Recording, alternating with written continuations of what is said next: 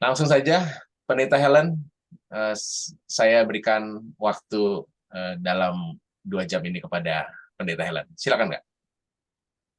Baik, terima kasih Kak Hendra. Halo teman-teman semuanya, kakak-kakak yang penuh dengan semangat. Ini saya melihat nama-nama yang hadir dari sesi pertama ya. Terima kasih untuk antusiasmenya, itu sangat menyemangati juga buat saya. Wah, ini ada banyak pelayan-pelayan yang berjuang untuk hal ini juga. Nah, kakak-kakak, kalau kita tadi perhatikan rangkaian tema yang disebutkan oleh Kak Hendra, saya membayangkan begini, kalau misalnya kita sudah masuk dalam sebuah tahap mendesain sekolah minggu yang inklusi gitu ya. Dukungan dari pemimpin gereja sudah kita dapatkan, pengetahuan dasar tentang disabilitas kita sudah punya, mendesain ibadah inklusi sudah mulai jalan gitu ya. Lalu bagaimana jika anak-anaknya tidak tertarik ya? Bagaimana kalau ternyata apa yang kita lakukan itu justru tidak mendapatkan respon dari anak-anak dengan disabilitas. Apakah mungkin bagi mereka kurang nyaman atau ada sesuatu yang lain yang kita perlu tingkatkan? Nah, hari ini kita akan berbicara lebih dalam tentang bagaimana membuat apa ya pelayanan kita ya di Komisi Anak di gereja kita itu betul-betul bisa kita sampaikan kepada anak-anak yang menyandang disabilitas dan mereka mencoba berproses untuk mengerti dengan segala keunikan mereka. Bukan kalau saya bilang mengerti ini ada hubungannya dengan sesi-sesi yang lalu ya. Bukan selalu hanya dengan kognisi, tetapi bagaimana mereka juga mengerti kalau disayang, kalau diterima, apa yang dirasakan seperti itu. Saya izin share screen. Kita akan berbicara tentang bagaimana menjelaskan tentang gereja kepada anak dengan disabilitas dan tentu sekali lagi tujuannya bukan hanya sekedar untuk sisi kognitifnya. Saya akan mengawali dengan sebuah bagan yang saya ambil dari bukunya John Swinton. Ini salah seorang yang juga menulis buku-buku tentang teologi disabilitas, khususnya tentang mental health, tentang demensia ya. Jadi bagan ini menunjukkan bahwa ada lingkaran-lingkaran yang saling beririsan kalau kita berbicara tentang spiritualitas. Lingkaran yang pertama di sebelah kiri atas ini, semua manusia mempunyai dimensi spiritual. Apapun agamanya, apapun latar belakangnya, berapapun IQ-nya, apapun latar belakang pendidikannya dan sebagainya, tiap manusia punya dimensi spiritual. Ya, kita setuju itu ya. Sebuah dimensi dalam kehidupan kita yang memampukan kita untuk berelasi dengan yang adikodrati ya, yang ilahi. Kemudian yang di sebelah kanan yang beririsan dengan lingkaran pertama ini adalah spiritualitas setiap orang itu seperti spiritualitas orang lain. Jadi ada sisi yang beririsan. Misalnya kalau kita memakai yang sering kita dengar mungkin Sacred Pathways-nya Thierry Thomas itu ya. Kalau saya tipe naturalis, saya ketemu sama orang lain tipe naturalis, maka itu yang disebut ada kesamaan di sini ya. Walaupun tipe naturalis saya dengan tipe naturalis orang lain tidak sama persis seperti itu, tapi ada yang beririsan sama. Tapi juga lingkaran yang ketiga yang di bawah ini bahwa spiritualitas setiap orang itu tidak pernah sama dengan orang lain. Jadi ada sisi-sisi yang bisa kita mengerti karena kita juga mengalami, oh iya saya kenal karena tipe spiritualitas dia sama dengan saya. Tapi ada juga yang mungkin kita tidak kenali. Mungkin eh, orang-orang yang punya model spiritualitas aktivis misalnya ya, selalu ingin melakukan aktivitas-aktivitas yang sangat konkret dan itu cara dia menghayati spiritualitasnya tidak bisa mengerti orang-orang yang tipe spiritualitasnya asketis misalnya, selalu pengen sendirian, meditasi dalam keheningan dan seterusnya gitu. Itu contoh kita secara umum ya. Lalu kalau kita berbicara tentang penyandang disabilitas dalam hal ini lebih banyak ke disabilitas intelektual dan mental ya, karena biasanya orang-orang dengan disabilitas fisik pergumulan tentang spiritualitasnya eh, tidak terlalu seperti orang-orang yang dengan disabilitas mental dan intelektual pada saat orang dari luar melihat mereka gitu ya. Orang dengan disabilitas fisik masih mengikuti ibadah minggu reguler, masih mengikuti aktivitas mainstreaming, mungkin masih tidak terlalu mendapatkan kesulitan, tetapi mungkin banyak hal yang harus diadaptasi untuk orang-orang atau anak-anak dengan disabilitas mental dan intelektual seperti itu. Nah, hal-hal seperti ini mengingatkan kita bahwa eh, ada konsep-konsep yang kita harus jelaskan. Salah satunya tentang gereja, termasuk kepada anak-anak yang menyandang disabilitas mental dan intelektual. Tetapi sadari dulu ini, mereka juga memiliki dimensi spiritual. Mereka juga bisa mengenal Allah dengan segala keunikannya. Mereka juga memiliki hal-hal yang beririsan mungkin dengan pengalaman iman kita. Tapi juga ada hal-hal yang mereka bisa hayati dan rasakan yang mungkin kita tidak bisa hayati dan rasakan. Dan itu tidak bisa membuat kita mendirikan tembok ya yang langsung kita katakan orang-orang dengan disabilitas intelektual dan mental tidak mungkin bisa mengerti Tuhan, tidak mungkin bisa mengenal Tuhan, tidak mungkin bisa berdiskusi tentang gereja, misalnya gitu. Nah, itu sudah mendirikan blocking ya, pembatas, penutup jalan kita untuk berkomunikasi bersama dengan teman-teman dengan disabilitas. Nah, kalau kita berbicara tentang gereja, saudara-saudara, coba bagaimana kita menjelaskan tentang gereja kepada teman seusia kita yang tidak menyandang disabilitas. Teman seusia dalam gambaran saya eh, pola pikir yang dipengaruhi oleh sejarah dan generasi kita mirip ya, dan tidak menyandang disabilitas mental maupun eh, intelektual. Bagaimana kita menjelaskan tentang gereja kepada mereka? Ada yang mau menjawab? Mungkin boleh open mic sebentar atau tulis di chat. Apa kata-kata kunci yang kita mau katakan kepada mereka kalau mereka tanya gereja itu apa sih? Rumah Tuhan. Umat Tuhan. Oke, terima kasih. Satu jawaban. Dua lagi boleh?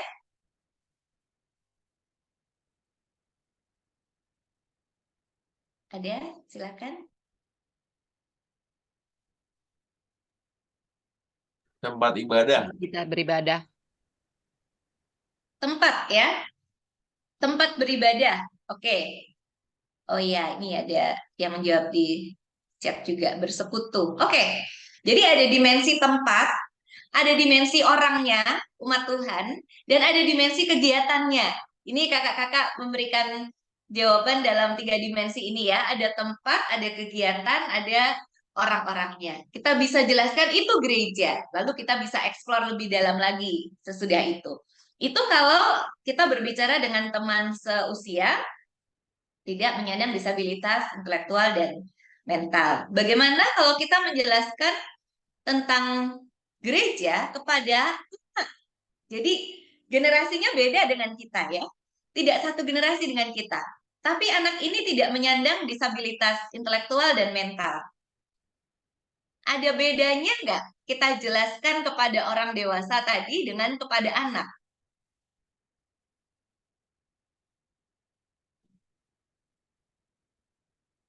Silakan yang mau berpendapat, nggak usah takut salah, kita berdiskusi ya. Hampir sama ya, tempat beribadah. Tempat Kita memuji Tuhan. Ya. sama-sama katakan tempat beribadah, tempat untuk memuji Tuhan bersama-sama. Oke, ini Kak Stefani menuliskan yang lebih detail ya. Di tempat itulah kita memuji Tuhan, dan memuji Tuhannya itu dilakukan bersama-sama gitu ya. Oke, mungkin seperti itu ya. Kita mencoba mengadaptasikan pengertian kita dengan generasi kita, lalu diberi keterangan yang lebih menjawab ketika itu diberikan pada generasi lain, pada anak-anak. Mungkin beda juga cara kita mengatakannya pada generasi yang di atas kita, yang belum pernah menjadi warga gereja mungkin. seperti itu juga kakak-kakak yang kita mau lakukan saat kita menjelaskan tentang gereja kepada anak-anak dengan disabilitas, khususnya juga dengan disabilitas intelektual dan mental. Artinya, kalau kita punya pemahaman konsep tentang gereja, bukan karena kita ngomong sama anak dengan disabilitas intelektual, maka kontennya harus dibuat tidak sedalam kita bicara dengan orang yang tidak dengan disabilitas intelektual begitu. Kontennya tetap, tetapi bagaimana kemasannya, bagaimana cara menyampaikannya, bahasanya, lalu mungkin juga timingnya, tahap-tahapnya. Kalau mungkin tadi pertanyaan pertama ya, orang yang sama bisa mendengarkan 3 hal tersebut pada satu waktu dan mengerti. Gereja itu tempat beribadah, gereja itu eh, tempat bersekutu, persekutuannya ya, kegiatannya terjadi di sana, tempatnya ada, lalu orangnya. Tapi mungkin buat anak-anak dengan disabilitas intelektual yang eh, memahami satu demi satu pokok pembicaraan, ini tidak dikatakan dalam waktu yang sama, misalnya seperti itu. Jadi kalau kita eh, membayangkan kita menyampaikan sebuah konsep teologis kepada anak-anak, bukan konsep itu yang harus dikurangi intinya, tetapi bagaimana kita menyerap intinya, lalu kita adaptasikan dengan kondisi cara mereka mengerti, memahami, dan merasakan bagaimana sesuatu itu berdampak dalam hidup mereka. Saya mengutip dari eh, International Children's Bible, ini sebetulnya bagian pada saat Rasul Paulus berbicara tentang relasi antara suami dan istri dalam pernikahan, suami mengasihi istrinya, istri tunduk kepada suaminya gitu ya. Lalu Rasul Paulus mengatakan seperti Kristus mengasihi jemaatnya.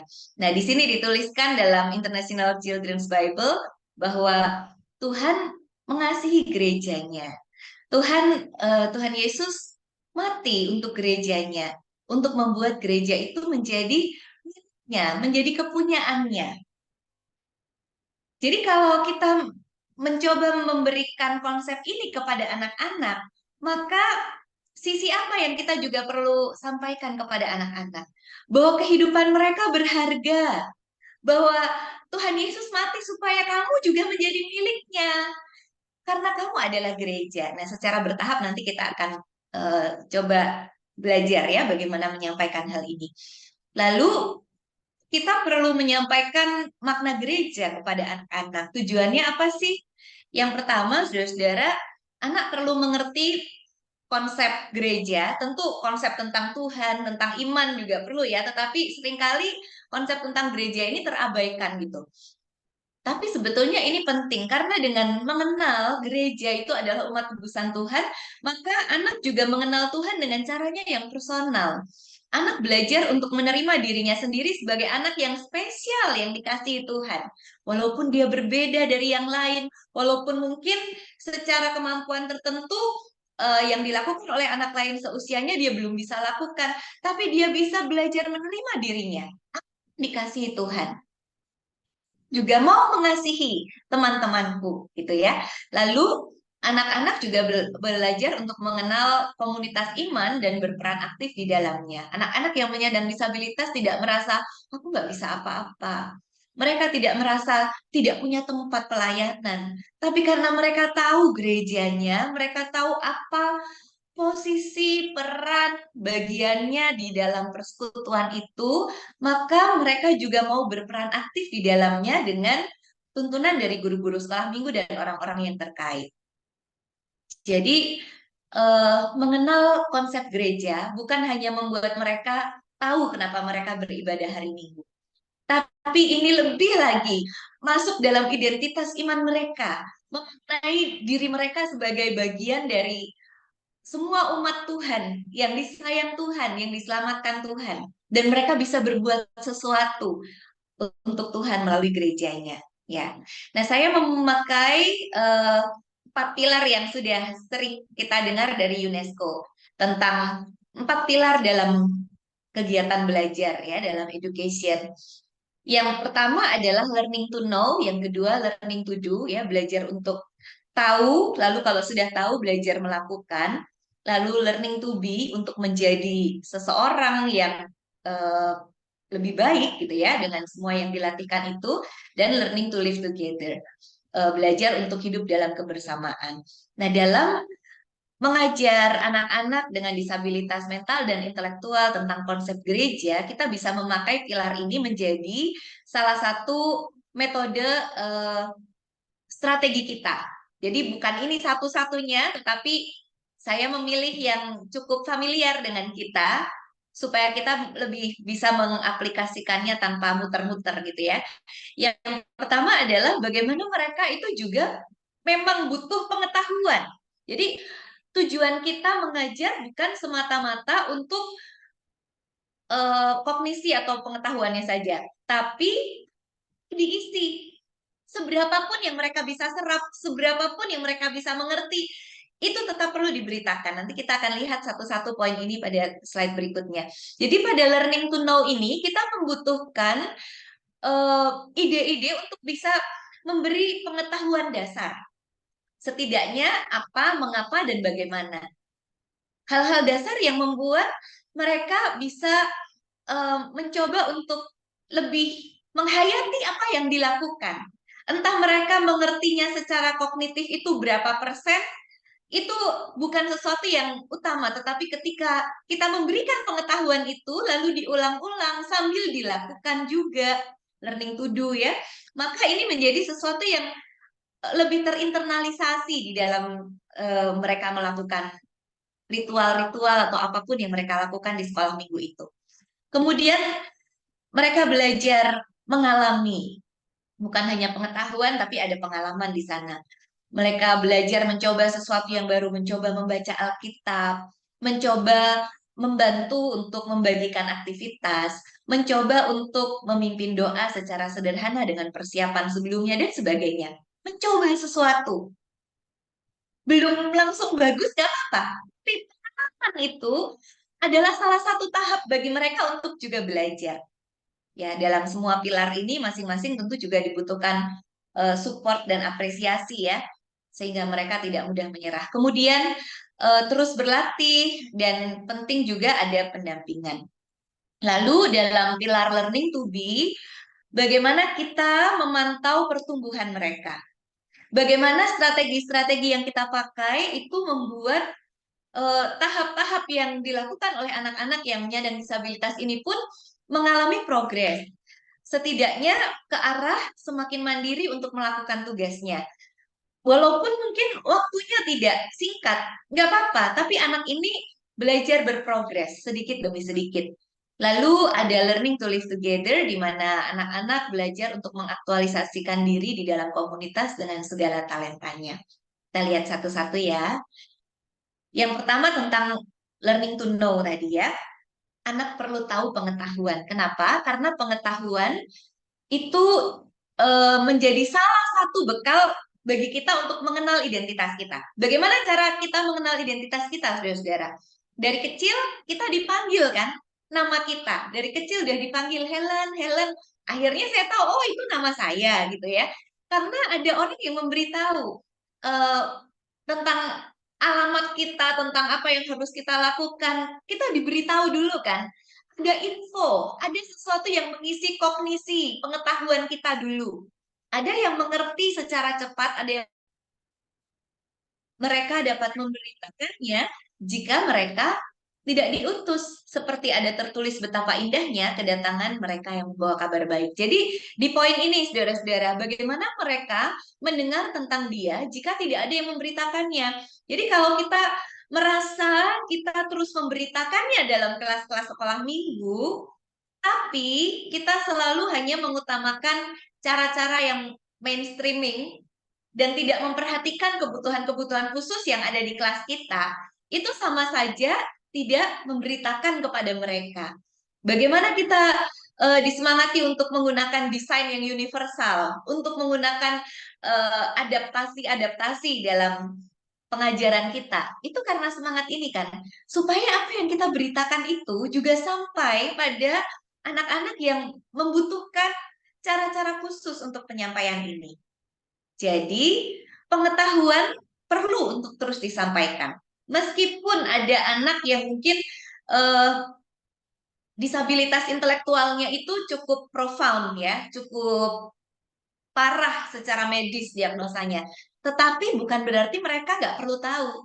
Tepiskan pikiran bahwa anak nggak akan mengerti konsep ini. Justru kita yang harus berpikir gimana caranya konsep ini bisa saya kenalkan kepada anak ini. Ya. Nah, konsep tentang apa saja, saudara-saudara? Tentang Tuhan. Ini kan diskusinya bisa panjang lebar berhari-hari untuk orang dewasa secara intelektual membedah Alkitab berbicara tentang siapa Tuhan gitu ya. Tuhan yang menyatakan dirinya sendiri sebagai terang dunia, roti hidup, air hidup, dan seterusnya. Tuhan yang ada dalam penciptaan, Tuhan yang ini dan itu. Secara intelektual, kognisi kita bisa bicarakan begitu rumit tentang Tuhan. Tapi apa intinya dari pengenalan kita untuk kita bisa mengatakan, ya Tuhan, aku percaya. Kita bisa mencari inti itu ya. Bagaimana Tuhan begitu mengasihi setiap orang. Lalu kita memperkenalkan sosok Tuhan Yesus pada anak-anak. Bagaimana Tuhan Yesus juga mengasihi anak-anak. Dan Tuhan Yesus memberikan hidupnya buat keselamatan kita. Itu konsep yang mungkin hanya 1-2 kalimat kita katakan dalam diskusi seperti ini, tapi bisa menjadi konsep 2-3 bulan untuk 2 kalimat itu buat anak-anak tertentu. Nggak apa-apa. Tapi kita mau belajar menanamkan itu. Karena bagaimana mereka percaya jika itu tidak ditaburkan. Memang firman Tuhan juga mengatakan dalam 1 Korintus 12 ya, bahwa kalau ada orang yang mengaku Yesus adalah Tuhan, itu juga adalah karunia roh. Itu bukan peran manusia. Betul, itu karunia roh. Tetapi peran kita untuk menaburkan itu tetap ada. Tuhan mempercayakan kita untuk menaburkan benih itu. Sampai suatu hari, nanti dengan imannya sendiri, anak ini bisa mengenal Tuhan. Bahkan bisa mengatakan siapa Tuhan bagi dirinya.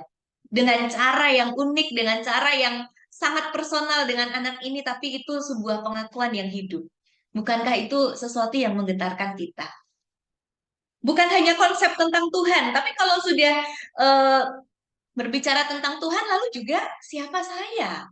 Saya bukan hanya anak dari mama papa, adik atau kakak dari saudara kita, tapi siapa saya? Saya berharga di hadapan Tuhan. Saya diciptakan oleh Tuhan. Firman Tuhan bilang kejadian saya luar biasa, dahsyat ajaib. Itu satu-satu kita bisa breakdown untuk sampaikan sesuai dengan kondisi anak-anak, sertai dengan banyak contoh, diulang-ulang, diberikan entah gambar, video untuk mendukung ya, terus-menerus diberitakan. Mereka akan belajar siapa dia. Apa itu gereja? Menjadi salah satu konsep di sini, pengenalan tentang Tuhan, tentang diri kita sendiri, dan bahwa persekutuan kita di dalam Tuhan itu saat ini kita kenal sebagai gereja. Lalu tentang apa itu doa, apa itu firman Tuhan, apa itu pujian. Lalu bisa berkembang lagi pada peringatan hari-hari raya gerejawi, apa itu Natal, apa itu Paskah gitu ya. Kita bisa menyampaikan kepada anak-anak dengan cara-cara yang tetap menarik buat mereka, tapi ini sesuatu yang sangat penting untuk kita mulai segera. Jadi kalau ada anak-anak di kelas sekolah minggu kita yang mungkin selama ini agak terabaikan karena kita berpikir, konsep ini terlalu berat buat dia. Coba renungkan lagi, ambil intinya. Pelajarannya apa? Lalu coba cari sebanyak mungkin relasinya dengan anak ini. Temukan kata-kata kunci yang sederhana ya, sederhanakan sesederhana mungkin tapi tidak mengurangi maknanya. Lalu pakai konteks terdekat bagi anak. Anak yang suka melihat di alam misalnya. Kita bisa pakai contoh-contoh itu. Anak yang suka menyanyi, kita bisa masuk lewat pujian. Anak yang suka menggambar, kita bisa duduk gambar bareng sambil ngomong, diskusi. Ada banyak pintu masuk kalau kita mengenal anak ini ya, di bahan yang minggu lalu. Pengenalan itu sangat penting. Saya akan memberikan sebuah contoh, saudara-saudara. Ini hari ini saya mencoba untuk lebih banyak contoh-contoh daripada beberapa pertemuan yang lalu. Misalnya, kalau kita berbicara tentang konsep gereja dengan gambar, ya, kita bisa gambar nih entah di papan tulis atau di screen ya dengan mungkin kakak-kakak lebih canggih dalam hal ini ya dengan animasi dan seterusnya. Kita bisa katakan kepada anak-anak di kelas kita yang eh, beragam ya, bukan hanya untuk anak dengan disabilitas, tetapi juga semuanya. Bayangkan ini adalah gereja, atau kita bisa ganti kata gereja supaya lebih familiar dulu dengan mereka, yaitu dengan kelas sekolah minggu misalnya gitu ya. Bayangkan ini adalah gereja kita atau kelas sekolah minggu kita. Ada banyak orang di sana. Nah, ini kalau gereja, jadi ada orang dewasanya. Kalau kakak-kakak mau pakai ini sebagai konsep ruang sekolah minggu, ya pakai gambar anak-anak begitu ya, supaya anak-anak tidak bingung. Ada banyak orang di sana. Apa saja ya yang mereka lakukan di gereja? Ada yang tahu? Nah, kita coba diskusi sama mereka. Oh iya, mereka menyanyi. Lagunya apa ya? Kasih satu dua contoh. Ya, mereka menyanyi, betul. Apalagi yang dilakukan? Ya, mereka berdoa. Apalagi yang dilakukan? Mereka akan terus sebutkan ya, mendengarkan firman Tuhan, berjumpa, bercakap-cakap, dan seterusnya. Oke, coba sekarang kakak kecilin ya ukurannya. Tik, gitu ya. Oh, maaf. Ini kenapa hilang ya? Sebentar. Saya ulang ya.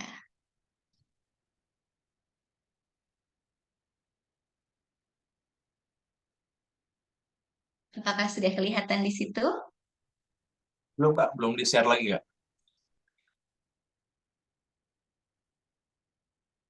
Oke, oke. Mohon maaf. Ya. Mm-mm. Tadi kan ini ya gambarnya. Ya.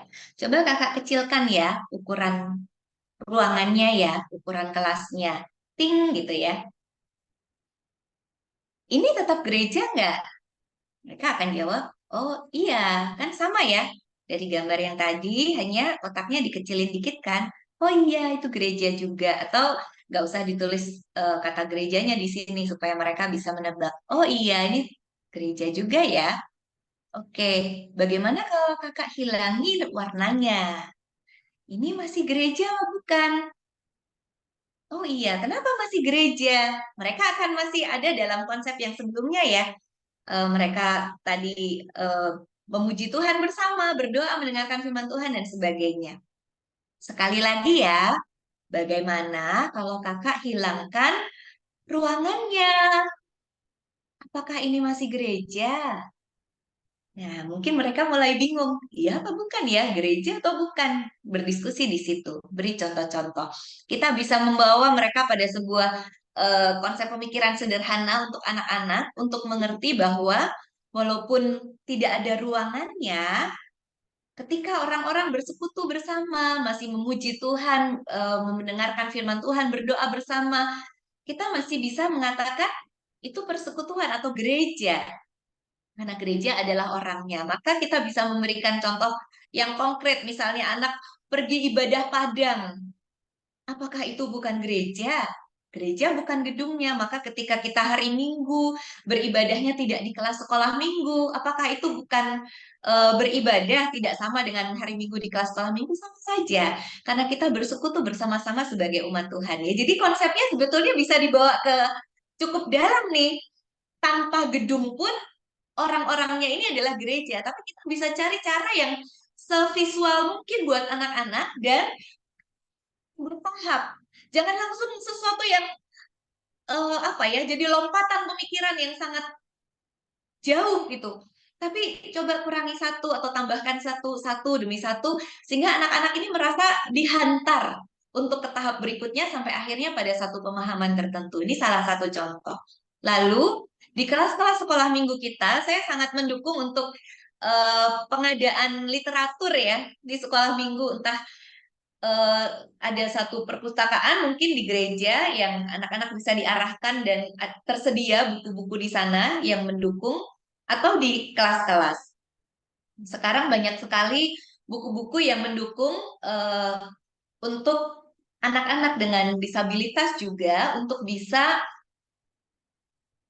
mengakses cerita-cerita Alkitab dengan menarik. Tidak semuanya tulisan dari atas sampai bawah berhalaman-halaman, tapi menarik. Misalnya ya, yang buku seperti ini, Touch and Feel Book, mereka bisa menyentuh permukaan-permukaan yang berbeda.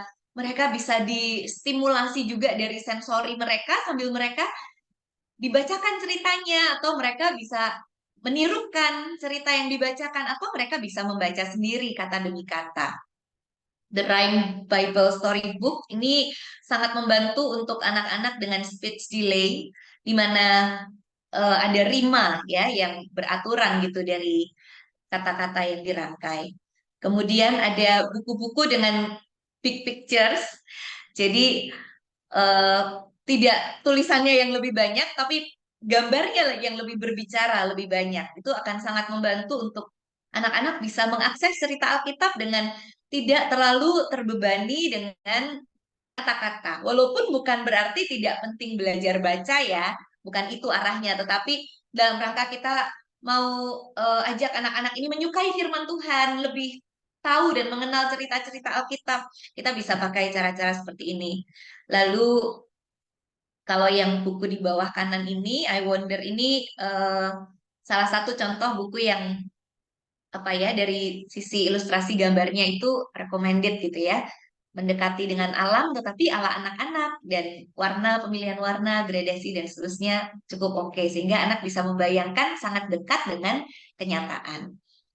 Ini memang buku-buku bahasa Inggris yang diagonal dari kiri ke kanan ini, tetapi juga ada buku-buku dalam bahasa Indonesia, misalnya seperti ini, buku-buku pop-up ya, di mana anak-anak juga bisa beraktivitas sambil membaca. Kalaupun belum bisa membaca tulisan-tulisannya, kata demi kata bisa dibacakan, mereka bisa beraktivitas dengan gambar-gambar yang ada, entah dengan memegang-megang atau seperti yang ini ya, ada tools yang bisa ditarik-tarik, dimaju mundurkan, dan sebagainya.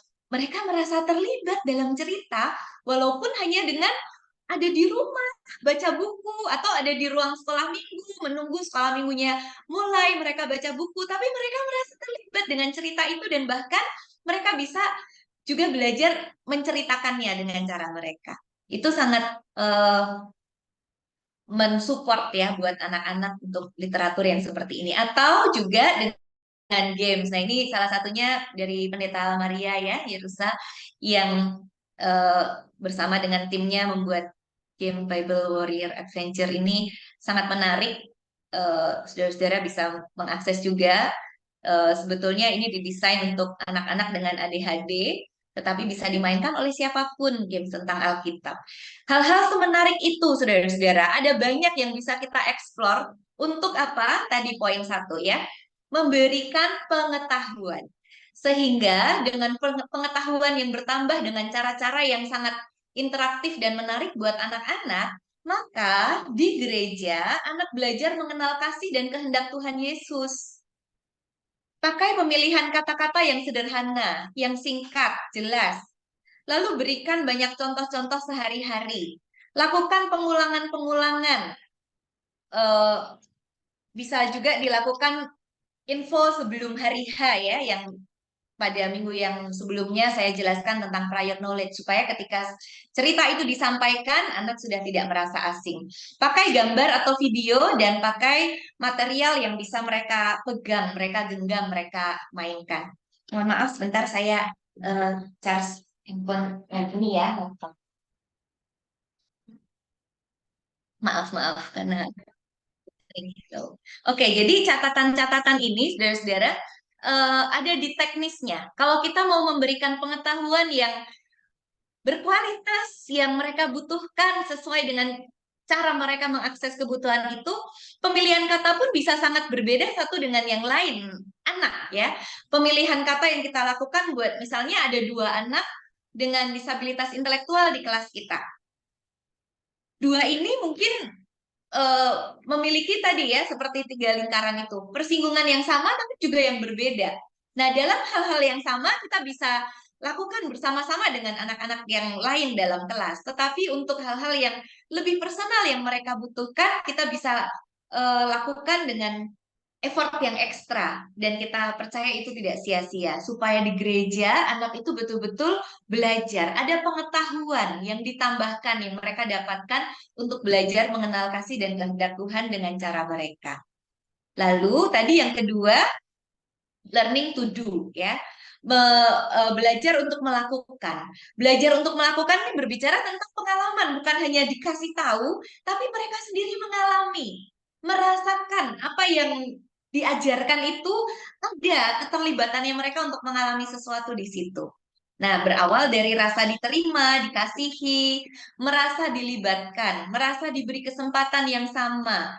Lalu ini bisa kita lakukan dengan pendampingan. Mungkin bagi anak-anak yang masih memiliki konsep-konsep yang belum banyak ya tentang cerita Alkitab, kita bisa ajar mereka untuk menirukan terlebih dahulu. Jadi di dalam Alkitab kan banyak tokoh ya, dan nama-nama tokoh ini biasanya asing sama mereka karena nama-nama tokoh, apalagi tokoh-tokoh dalam Perjanjian Lama, eh, tidak banyak yang kita dengar sehari-hari menjadi nama orang gitu ya. Nah, kita bisa ajak mereka untuk menirukan. Kalau misalnya Musa gitu ya, Musa kita bisa penggal di tengah kata itu per suku kata Musa, lalu anak ini disuruh menirukan gitu. Kalau lebih dari 2 suku kata, kita bisa eh, dua suku kata dulu baru dilanjutkan. Jadi sesuai dengan kemampuannya anak-anak, bagaimana kita mengenali mereka supaya apa, saudara-saudara? Supaya jangan sampai mereka baru di awal disuruh menirukan sudah merasa susah. Coba disuruh menirukan Yehezkiel dalam satu kali kesempatan ya.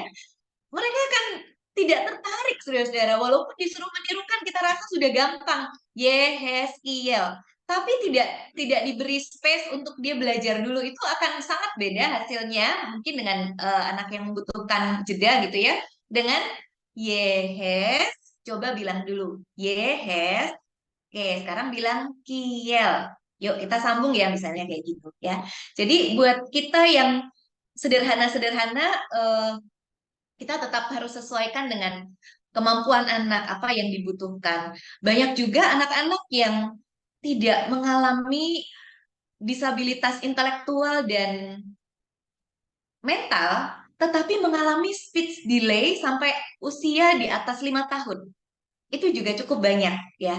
Jadi anak-anak dengan speech delay ini juga bisa merasa stressful kalau ada nama-nama yang mereka harus ucapkan dan mereka nggak bisa itu.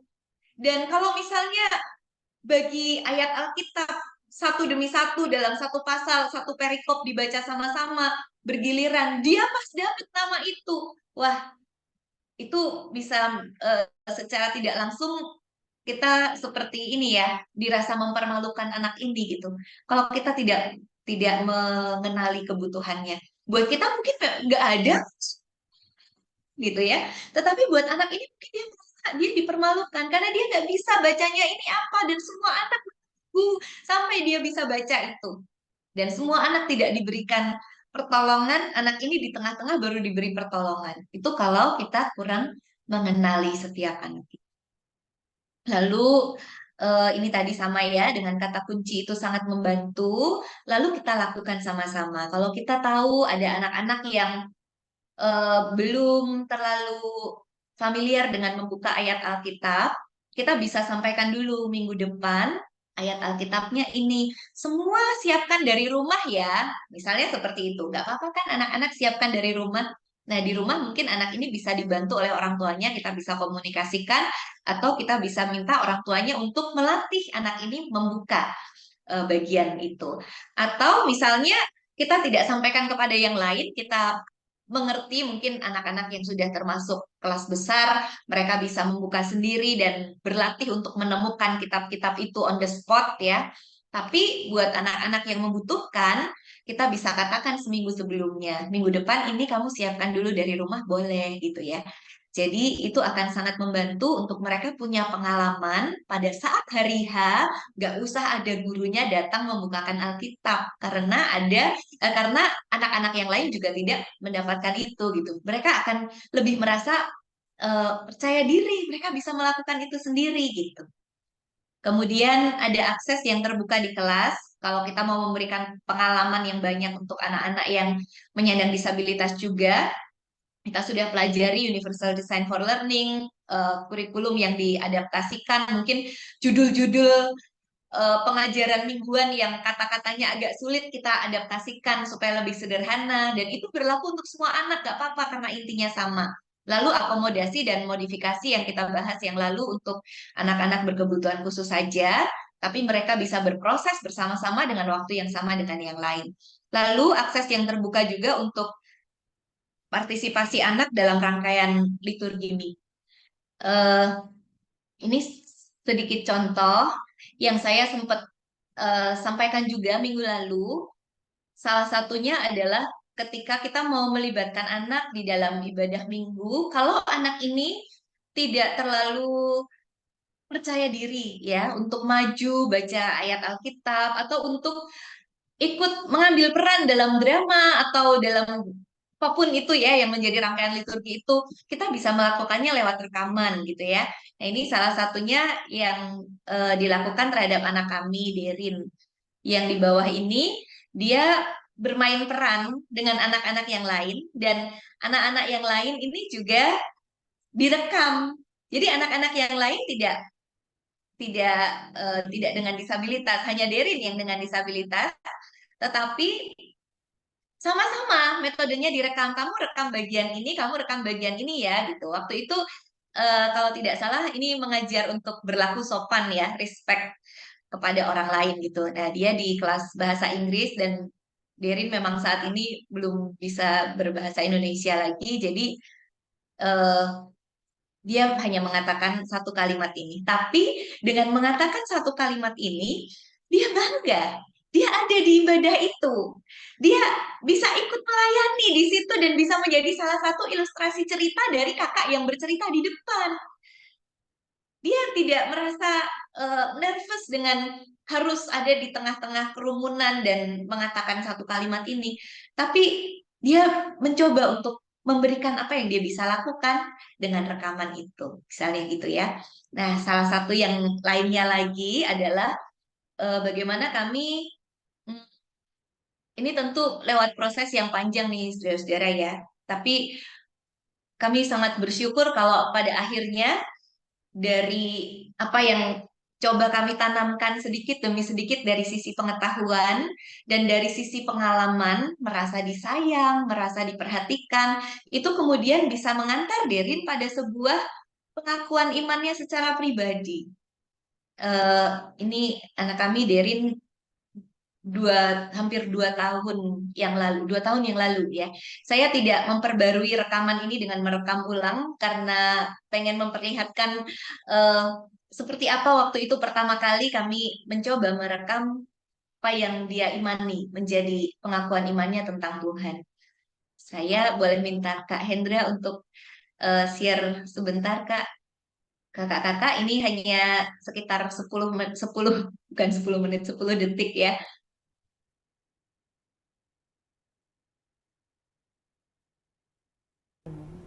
Jesus is my God and my friend. He loves me and I love him too. Iya, itu pengakuannya ya. Dia 2 tahun yang lalu belum jelas bicaranya, sekarang sudah agak lebih jelas. Tapi yang dia katakan adalah Jesus is my God and my friend. He loves me and I love him too. Cuma 2 kalimat pendek gitu, tapi buat kami tuh, aduh itu berharga banget untuk dia bisa sampai pada pengalaman itu, dan memang cara bicaranya seperti itu ya, bukan membaca tetapi ya memang dia katakan tuh terpatah-patah seperti itu, tetapi bahwa setiap kali dia sakit dia bisa langsung mengatakan Jesus help me, Jesus heal me. Itu buat kami sebuah eh, pencapaian tersendiri, untuk dia bisa bertumbuh dalam imannya, walaupun dengan cara yang sangat sederhana dan pengulangan yang bertahun-tahun, tetapi tidak mustahil setiap anak bisa sampai pada pengakuan imannya. Ya, ini saya lanjutkan lagi. Jadi, berbicara tentang hal yang kedua tadi, learning to do gitu ya. Setelah tahu, lalu ikut melakukan, ikut terlibat, itu bisa mengendapkan sesuatu yang membuat anak ini belajar dan mengolah dengan caranya. Kalau cuma dikasih pengetahuan terus, dia mungkin gampang lupa. Tapi ketika dia ikut merasakan sesuatu dan melakukan sesuatu, maka itu akan menjadi sesuatu yang lebih dia mengerti dan lebih dihayati gitu ya. Yang kedua ini berarti di gereja mereka mengalami rasa diterima, rasa dikasihi, diberi kesempatan mencoba, sebagaimana Tuhan Yesus menerima dan memberi kesempatan kepada setiap anak dengan cara yang dengan kesempatan yang sama ya. Jadi membuka akses-akses membuat mereka semakin mengalami, semakin belajar. Lalu yang ketiga, learning to be. Apa yang kita bisa lakukan di sini, saudara-saudara? Ini sudah lebih level berikutnya gitu ya, dari apa yang kita lakukan dari tahap 1 dan 2. 1 diisi pengetahuan, 2 diajak melakukan. Yang ketiga ini adalah bagaimana kita tahu apa yang harus kita kurangi supaya dia bisa melakukan dengan lebih mandiri. Meskipun belum selalu sempurna atau tidak selalu lompatannya besar, tapi sedikit demi sedikit progres itu nyata karena kita sendiri punya strategi untuk mengurangi. Misalnya, kata kuncinya dikurangi. Kalau yang tadinya mungkin membutuhkan kata kunci setiap kali membuka Alkitab mungkin ya, misalnya menemukan kitab tertentu, anak ini diberitahu di bagian atas atau di bagian bawah misalnya gitu ya, dari indeksnya Alkitab. Sekarang tidak diberitahu lagi. Atau misalnya pada saat harus memberikan persembahan, tadinya dikasih tahu sama guru pendampingnya, sekarang waktunya persembahan, ayo persiapkan persembahannya. Sekarang anak ini sudah mencoba untuk tahu yang di depan MC-nya bilang apa, dia akan siapkan sendiri gitu. Jadi ada sedikit demi sedikit petunjuk yang dikurangi. Kata kuncinya mungkin juga tidak terlalu sebanyak sebelumnya, tapi anak ini bisa dilepas sedikit demi sedikit sesuai dengan perkembangannya. Lalu tahap ini anak tidak harus meniru persis apa yang dilakukan oleh gurunya, ia dapat mengekspresikan kreasi dan kata hatinya.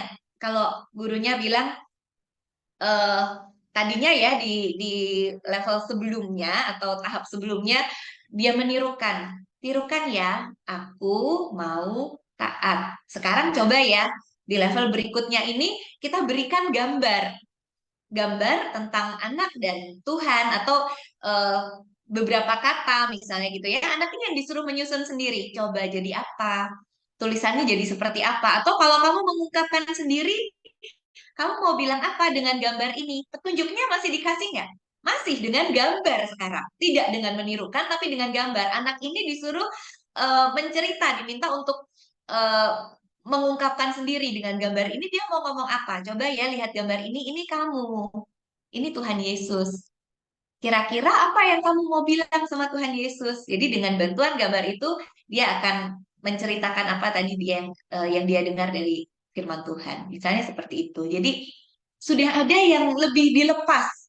Tidak harus semuanya menyalin dan meniru, tetapi menjadi tahap yang lebih lanjut. Kemudian peran guru di sini apa? Aktif monitoring. Bahwa kita memberikan kesempatan partisipasi yang lebih banyak, iya. Memberikan kesempatan memperbaiki jika ada kesalahan, iya. Tetapi juga apakah yang saya lepas ini terlalu banyak? Kalau dia belum bisa ke tahap berikutnya, apakah memang itu waktu yang dia perlukan untuk berlatih dan berlatih lagi, atau saya melepaskannya terlalu banyak? Saya mengurangi langkah-langkahnya terlalu banyak mungkin gitu. Itu menjadi evaluasi juga buat kita.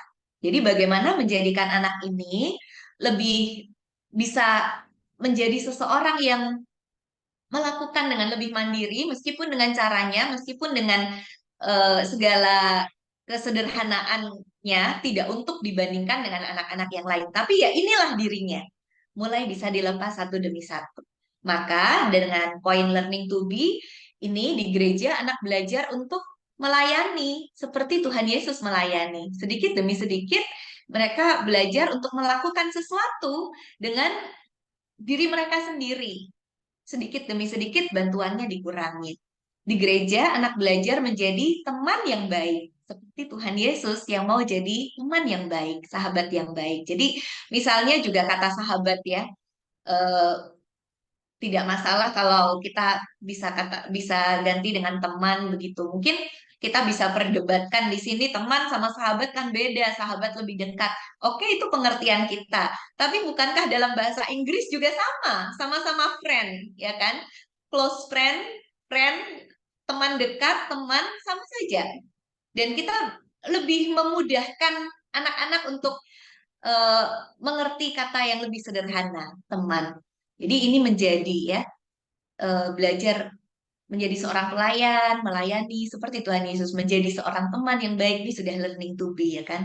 Kemudian contoh-contoh tokoh perlu banyak diberikan di sini karena anak-anak biasanya juga lebih lebih konkret, mudah membayangkan apa yang dilakukan oleh tokoh gitu ya. Misalnya hari itu kita berbicara tentang bagian Alkitab dalam surat Rasuli misalnya. Pengajaran itu sendiri mungkin sulit, tapi akan menjadi menarik kalau kita ikutkan cerita tentang Paulusnya gitu. Itu melibatkan tokoh. Cerita bagian Alkitab dari Mazmur mungkin akan sulit karena seperti poin-poin lepas atau gambaran yang abstrak buat anak-anak. Tetapi kalau kita libatkan penulisnya, Mazmur siapa di situ? Misalnya Daud. Oh, Daud yang menulis juga mengalami ini. Menjadi sesuatu yang lebih konkret buat mereka. Jadi memberi contoh tokoh itu sebetulnya bisa dimasukkan dalam kategori universal design juga buat anak-anak karena bukan hanya anak dengan disabilitas, anak-anak pada umumnya juga suka atau lebih mudah terbantu pengertian mereka untuk membayangkan tokoh yang nyata. Seperti mereka nonton film gitu ya. Nah, itu yang ketiga. Yang keempat adalah learning to live together. Ini yang pada 1-2 sesi yang lalu saya sampaikan dengan kata bukan hanya included ya, not only to be included but to belong. Untuk menjadi bagian dalam kehidupan bersama, untuk dirindukan, dibutuhkan, disayang. Bagaimana anak-anak belajar tentang konsep gereja kalau kita tidak membawa mereka pada sebuah pengalaman bahwa mereka itu disayang. Saat mereka ada di gereja, mereka disambut, mereka dibutuhkan.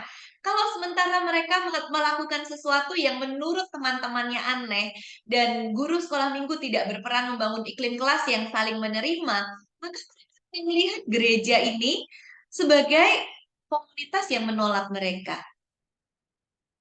Anak-anak tidak akan cepat untuk menuding pribadi ya.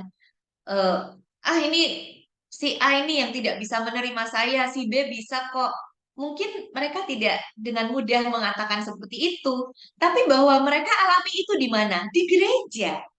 Dan di gereja mereka mengalami penolakan, maka itu yang akan tertanam dalam diri mereka. Di gereja itu gak menyenangkan, karena di sana saya tidak disambut, tidak disayang.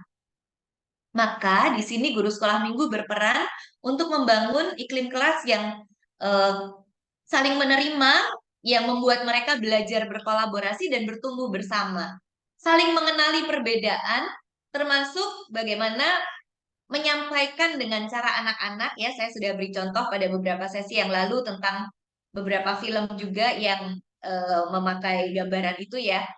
Menyampaikan saja kepada anak bahwa memang ada yang namanya Asperger, ada yang namanya autisme, tetapi itu bukan sesuatu yang hina, bukan sesuatu untuk diketawakan. Itu adalah sesuatu yang nyata ada dalam diri teman-teman kita, tapi mereka juga tetap disayang Tuhan. Maka kita juga mau sayang mereka. Bisa kita sampaikan dengan cara-cara semacam itu sesuai usia anak di kelas kita. Guru sekolah minggu berperan untuk memperbanyak perjumpaan dan kesempatan kerjasama. Jadi bagaimana anak-anak ini datang bukan hanya kelas itu rapi dari awal sampai akhir, gak ada yang bikin kegaduhan, tetapi bagaimana mereka berjumpa satu dengan yang lain dalam komunikasi, dalam diskusi, dalam mengerjakan proyek bersama, itu akan berharga untuk pilar yang keempat ini, membangun pembelajaran mereka untuk hidup bersama. Bukan hanya untuk anak dengan disabilitas, anak yang tidak mengalami disabilitas pun akan memiliki pengalaman yang berharga untuk punya banyak pengalaman perjumpaan dan bekerja sama dengan anak-anak dengan disabilitas.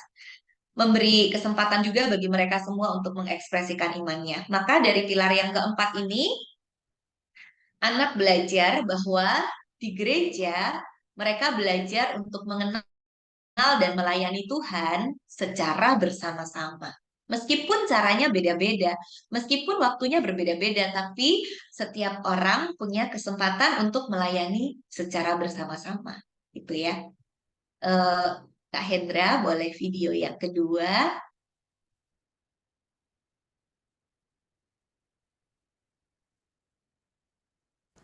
Hi Derin, I'm how are you today? good. Good? Mm-hmm. How do you think about your life? It's good. It's good? Mm-hmm. Have you ever wished to be somebody else? No, I like me. You like being you? Yeah. Oh nice, thank you Derin. Ya, terima kasih. Jadi ini wawancara dengan Derin yang saya lakukan setahunan yang lalu ya. Dia sudah kelihatan agak lebih besar. Eh, saya tanya, pernah nggak kamu, yang pertama tadi, apa pendapatmu tentang hidupmu ya? Dan dia bilang good. Memang kosakata Derin tidak terlalu banyak ya. Goodnya itu ya buat dia itu good gitu. Dia nggak akan bilang how good, seberapa bagusnya dia mungkin belum bisa jelaskan, tapi buat dia it's fine buat menjadi dirinya gitu. Lalu saya tanyakan lagi, pernahkah kamu berharap menjadi seorang yang lain? Karena dia suka macam-macam movies ya.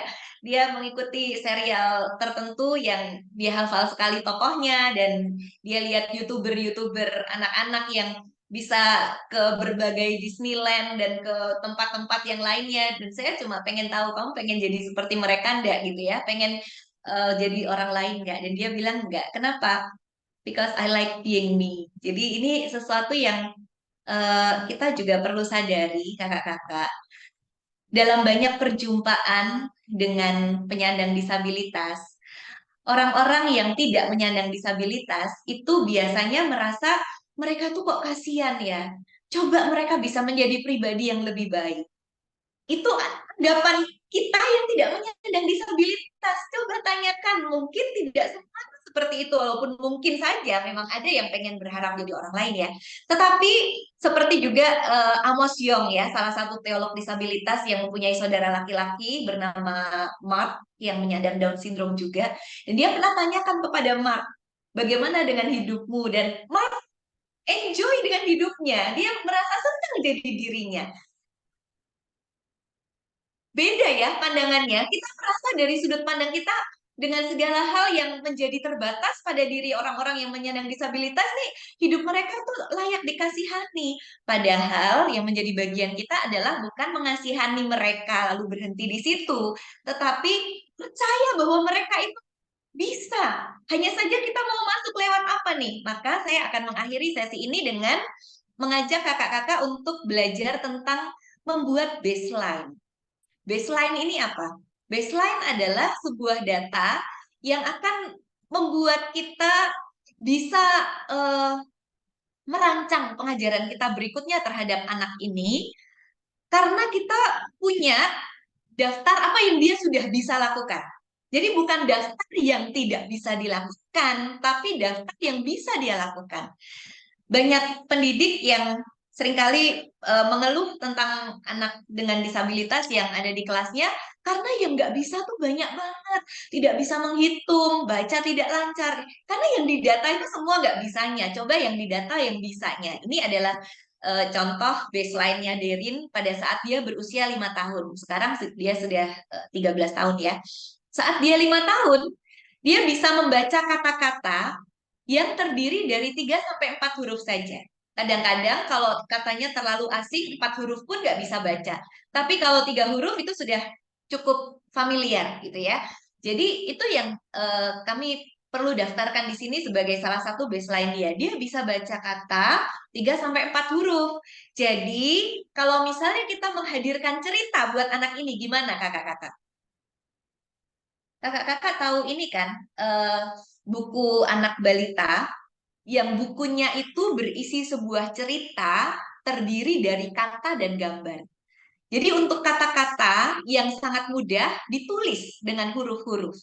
Tapi untuk kata-kata yang agak sulit dilambangkan dengan gambar.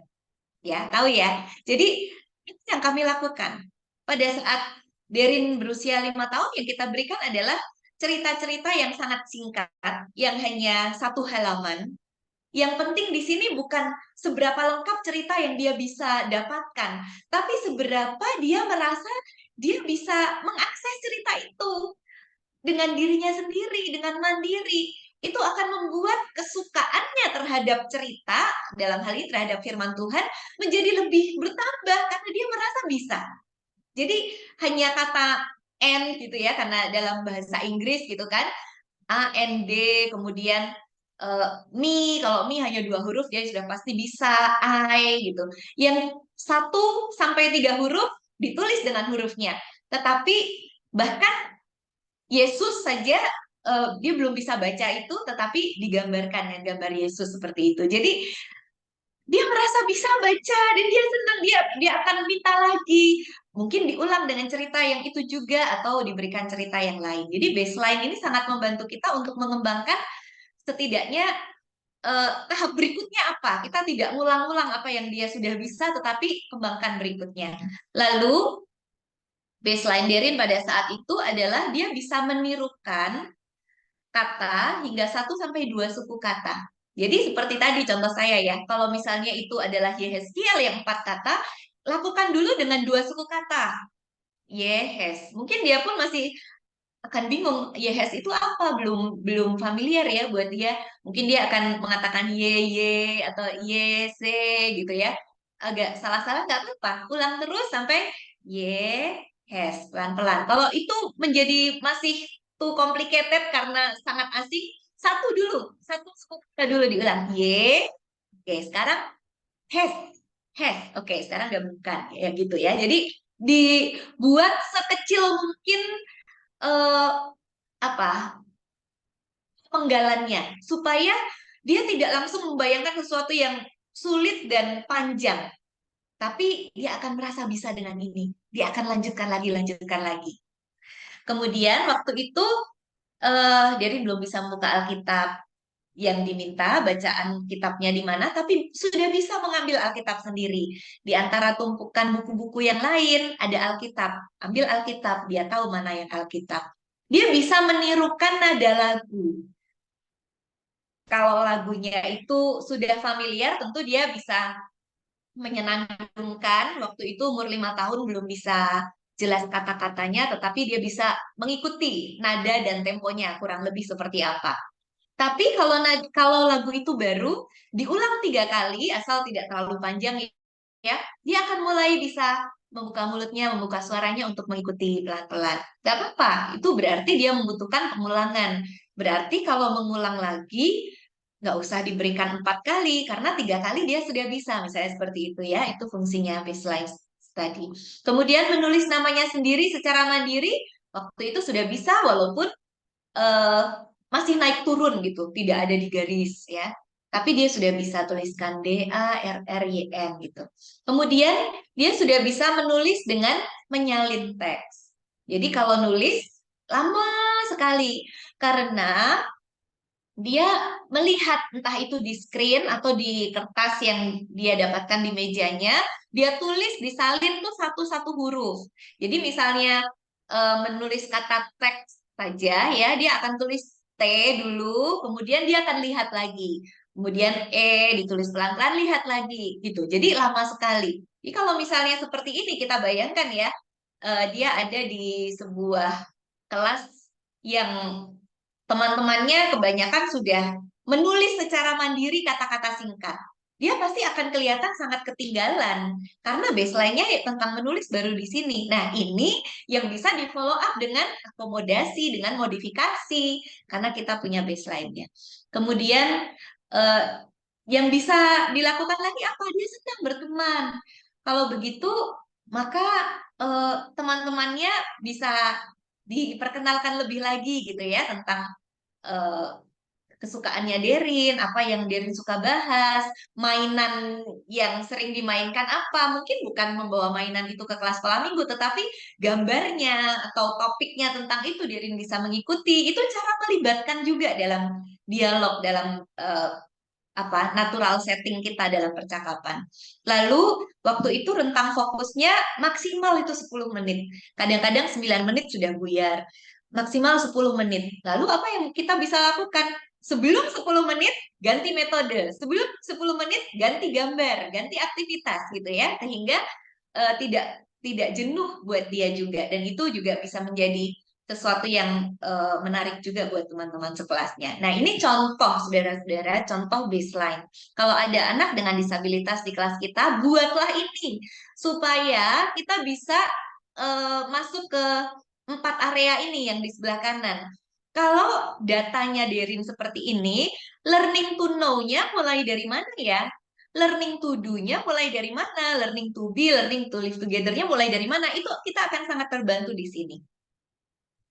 Oke, ya saya rasa dari saya bahan saya itu saja. Mungkin kita bisa berdiskusi ya bagaimana anak-anak mengerti konsep tentang gereja, bukan hanya secara kognitif dia tahu gereja itu apa, tapi dia tahu bahwa Tuhan mengundangnya di gereja. Di situ dia merasa disayang, di situ dia bisa berpartisipasi, di situ dia merasakan sukacita, satu persekutuan, satu tempat, satu suasana, pertemanan yang dia bisa rindukan, dan dia happy setiap kali ke gereja, dan itu akan membantu dalam pertumbuhan spiritualitasnya.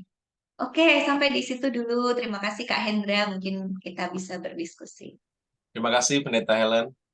Ada banyak hal nih saya dapat ya untuk menerapkan proses pembelajaran ini, walaupun 4 pilar itu juga berlaku untuk semua proses pembelajaran siapapun anaknya, tapi untuk anak-anak dengan disabilitas ada banyak sekali hal-hal yang khusus dan memang harus dipersiapkan ya. Kadang menyederhanakan sesuatu itu tantangan sekali ya.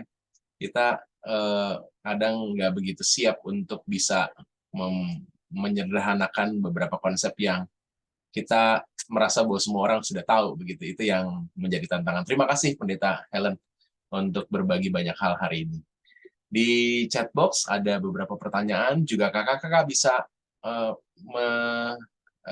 angkat tangan untuk bisa saya berikan akses untuk bertanya kepada Pendeta Helen untuk memperdalam materi kita pada saat ini.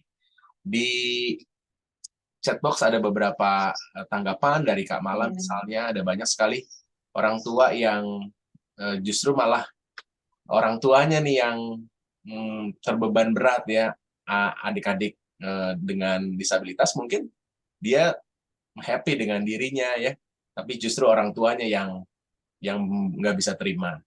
Nah, apa yang dikatakan Kamala ini diresponi juga oleh Ibu Julia. Terima kasih Bu Julia. Kaget ada Bu Julia di sini. Bu Julia mau minta, apakah Pendeta Helen ada pengalaman ya, atau peserta di sini juga mungkin yang ada pengalaman di mana orang tua yang menolak anaknya karena termasuk Diva. Pastinya menjadi pergumulan khusus ya. Mungkin Pendeta Helen sendiri bisa berbagi ya pengalamannya berkenaan dengan proses orang tua yang nggak terima tetapi akhirnya bisa menerima ya. Mungkin itu dulu Pendeta Helen, sebelum nanti saya berikan kesempatan untuk kakak-kakak yang lain bisa menanyakan langsung ke Pendeta Helen apa-apa yang perlu ditanyakan. Silakan Pendeta Helen.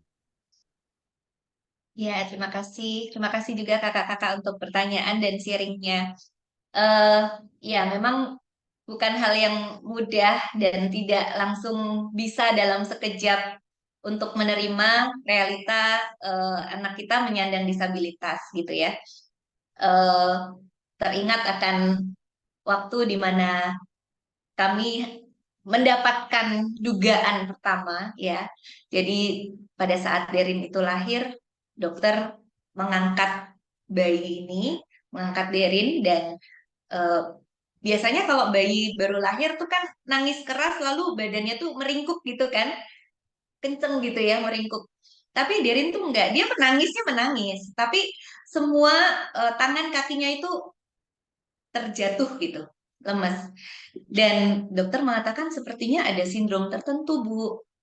Boleh kita ini ya ambil sampel untuk kromosom, periksa kromosom. Wah, di situ rasanya sudah tidak karuan, takut dan tidak siap ya, sebelumnya tidak membayangkan ada sesuatu yang serius, dan segala ketidaktahuan itu membuat lebih takut lagi karena tidak tahu gitu apa yang akan terjadi ke depan, dan itu memakan waktu sekitar 21 hari, 20-an hari ya untuk mendapatkan hasil dari tes kromosom itu.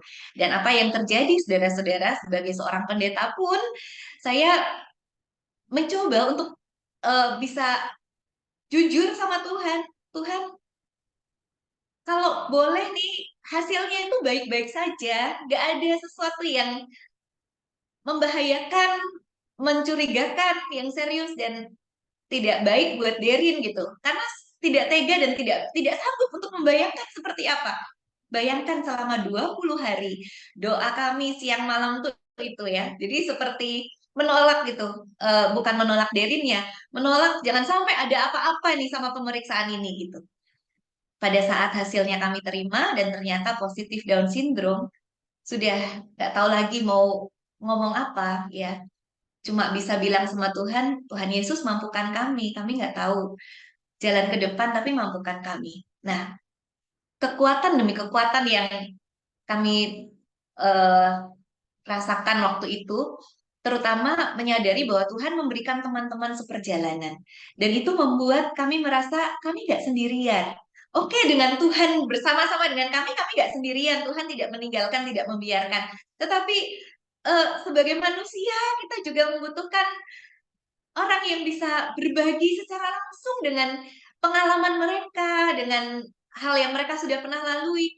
Jadi yang saya lakukan pada saat itu adalah mencari orang-orang di berita-berita gitu ya, yang memiliki anak-anak dengan Down syndrome di Indonesia, dan anak-anak ini berprestasi.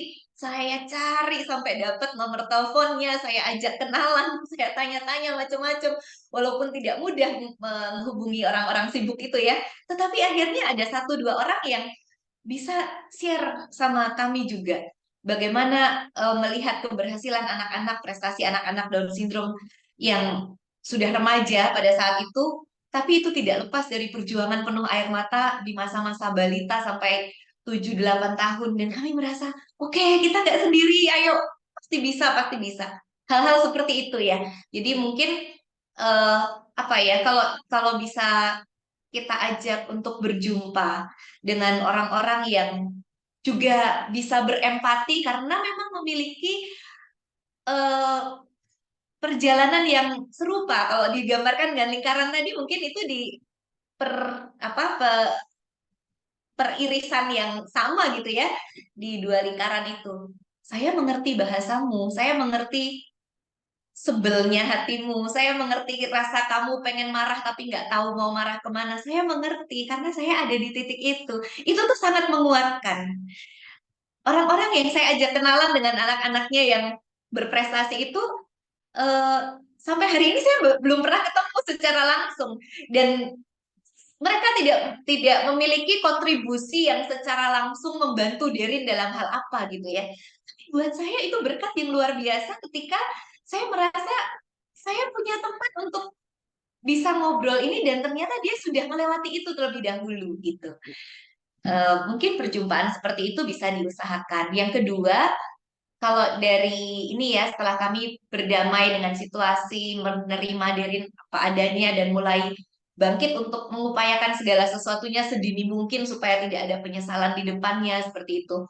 Lalu kami berjumpa juga dengan orang-orang tua yang lain yang memiliki anak dengan disabilitas, yang kemungkinan juga ada yang perlu dibenahi gitu ya dalam konsepnya tentang Tuhan. Itu memang ada yang seperti itu. Jadi betul-betul merasa Tuhan itu jahat, Tuhan itu menimpakan kutuk dari kesalahan generasi sebelumnya kepada anak ini sehingga dia menyandang disabilitas itu juga ada. Jadi perjumpaan kita dengan orang tua yang belum bisa menerima anaknya menyandang disabilitas, kita bisa gali sih sebetulnya kebutuhan dia apa, apakah support system atau teologianya yang perlu dibingkai ulang atau apa seperti itu.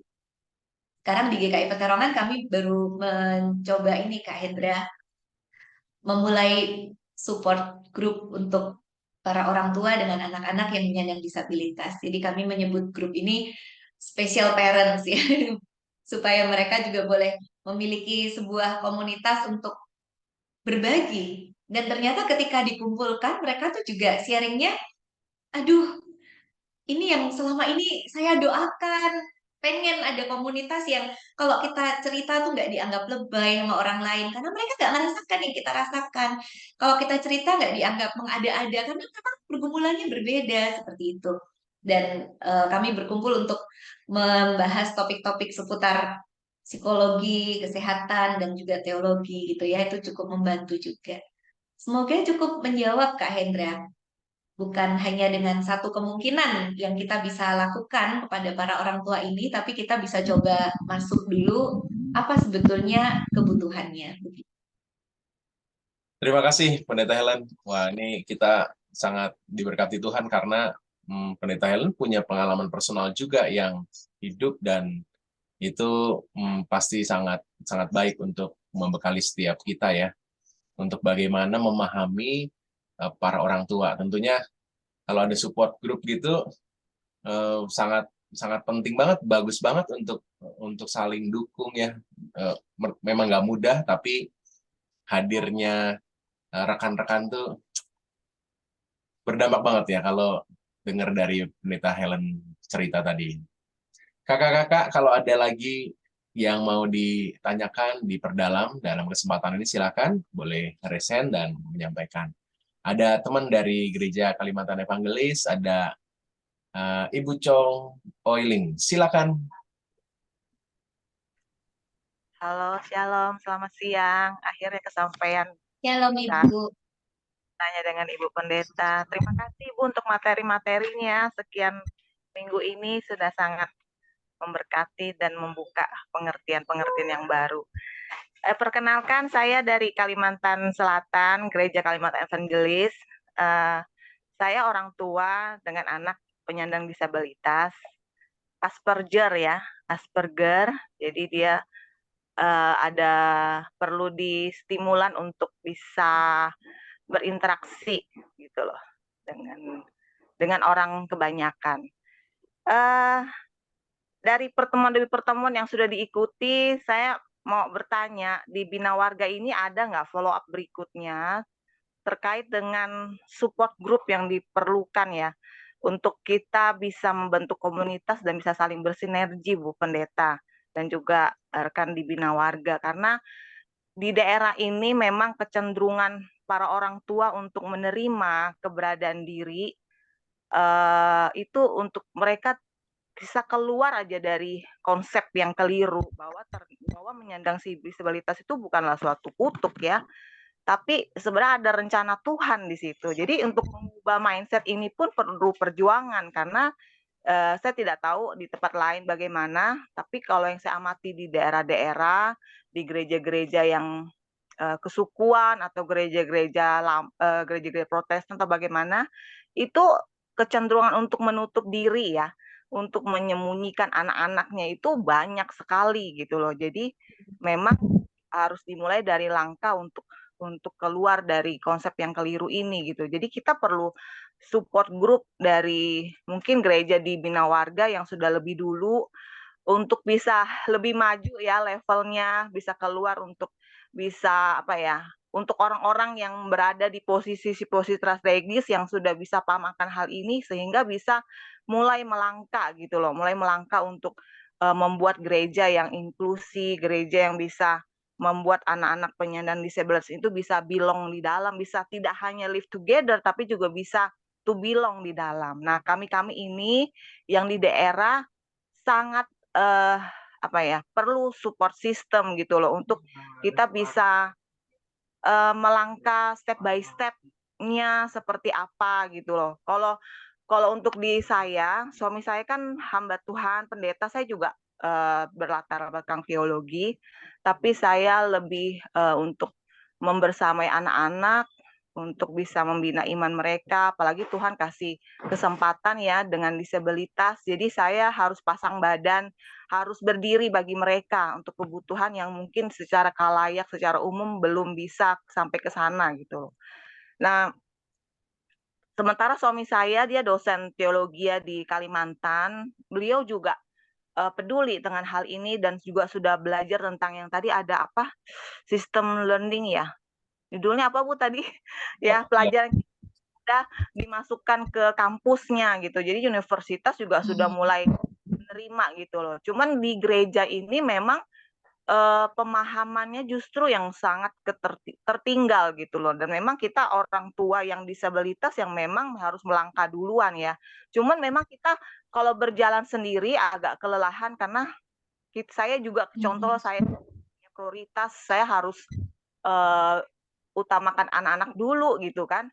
Tapi kebutuhan untuk juga melayani lebih perlu karena kalau saya sudah bisa mengatasi, bukan bisa ya, maksudnya setidaknya saya bisa berdiri, bisa menerima anak saya dan bisa melangkah lebih dulu dibandingkan yang lain-lainnya.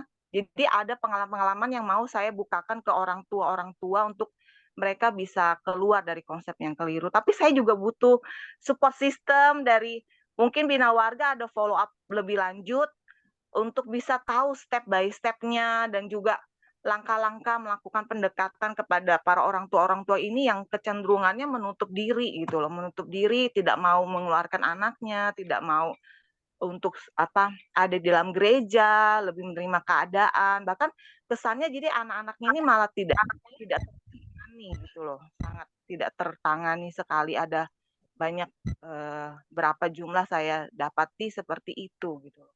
Jadi saya minta kalau mungkin di sini ada yang ikut 85 anggota, kalau ada yang dari Kalimantan kita bisa berjejaring, apalagi kalau ada di Kalimantan Selatan ya, kita bisa berjejaring dan minta untuk Bina Warga mungkin ada follow up-nya seperti apa yang kita bisa dapat gitu loh, support sistemnya Bu Pendeta.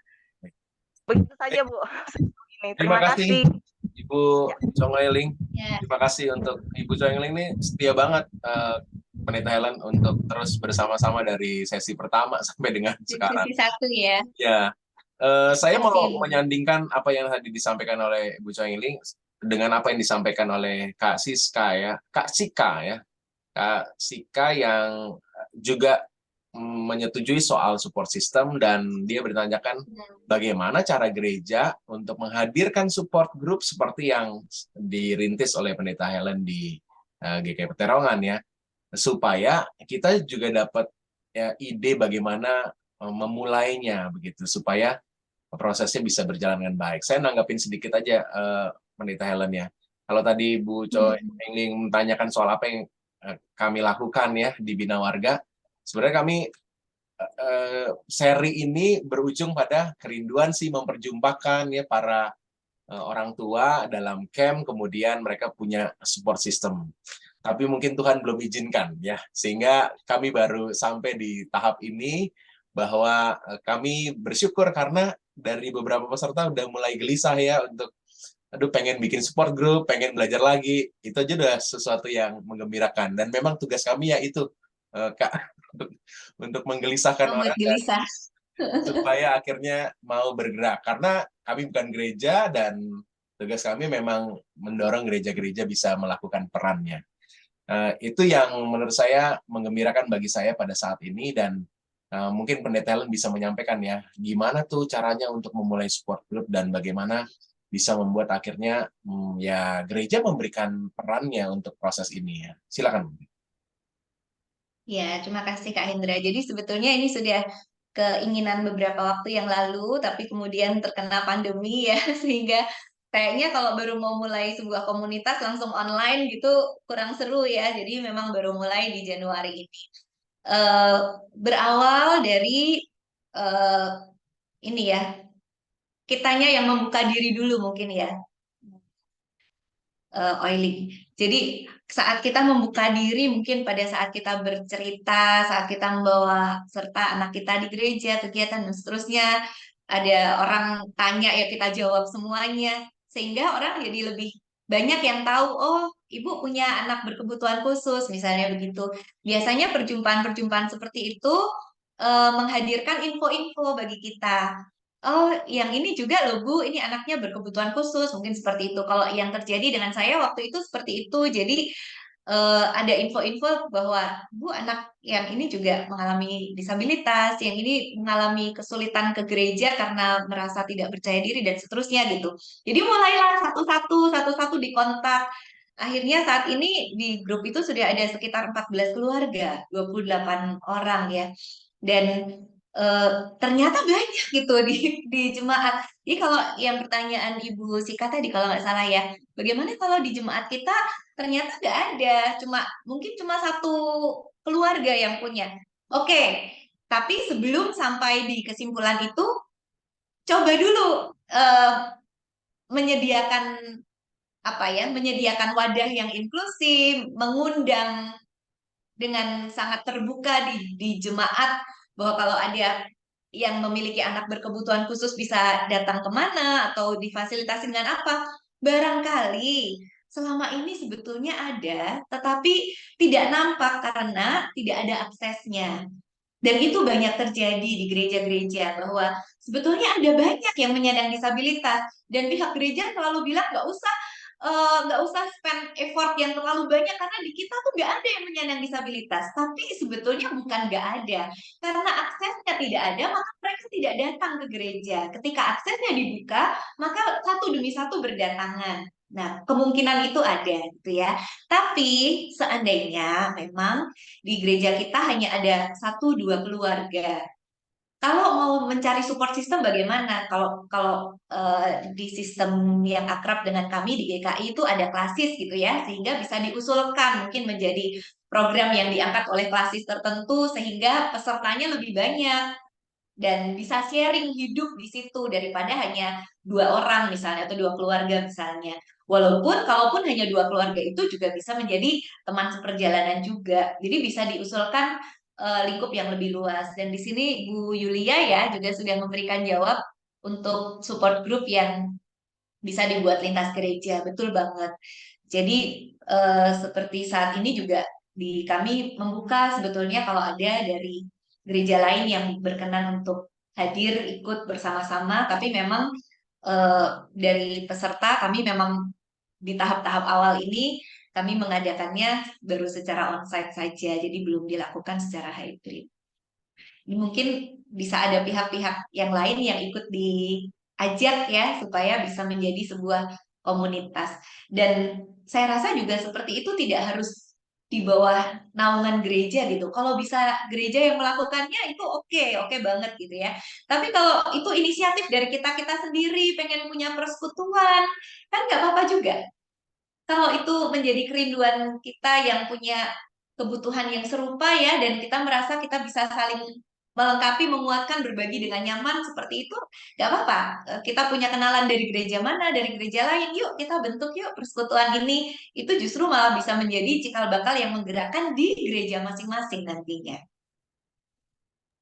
Baik. Mungkin itu Kak Hendra. Terima kasih, Wanita Helen. Ada Kak Anda yang raise hand, saya akan berikan kesempatan untuk Kak Anda menyampaikan pertanyaannya. Setelah ini kita akan mendengar teman-teman dari Pokja Diva di GKI Kayu Putih akan berbagi juga mungkin pengalamannya, bagaimana mereka melakukan karya-karya yang juga pasti bisa menginspirasi kita ya. Kak Anda, silakan. Baik, terima kasih. Saya mau berbagi ini tentang support system. Kebetulan ini udah lama juga kami lakukan berulang-ulang di berbagai komunitas gitu. Pertama-tama seperti yang tadi Bu Helen katakan, memang kita harus mengawali dari diri kita dulu gitu. Waktu itu kalau saya berawal dari 2-3 orang tua yang memang sepakat untuk yuk kita buat yuk supaya membuka dulu gitu ya pintu atau tempat.